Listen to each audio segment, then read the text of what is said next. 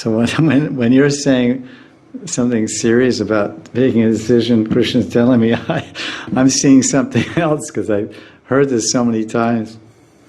So better we take it. We study we know the shastras. We should have good shastric knowledge, and because if we're a disciple, we can ask Guru. We can get Guru's idea. We can get senior devotees' idea. We can consult Guru. We can consult Shastra. It says everywhere. It says when you're reading Shastra, the Super Soul is speaking in the Shastra. Super Soul is speaking through the mouth of the Brahmin. Krishna is speaking through the mouth of the Brahmin. Krishna is speaking through the mouth of the Guru. The Guru is Krishna, Sakshat Krishna, Sakshat Hari, and then the devotees. So then we hear from all of them, and then we have our own. So Krishna is intelligent. Krishna says, if you're my devotee, I'll give you intelligence. Once Prabhupada said, it's maybe written in a purport of a book, I thought it was in the 4th canto, I'd have to search it, I can't.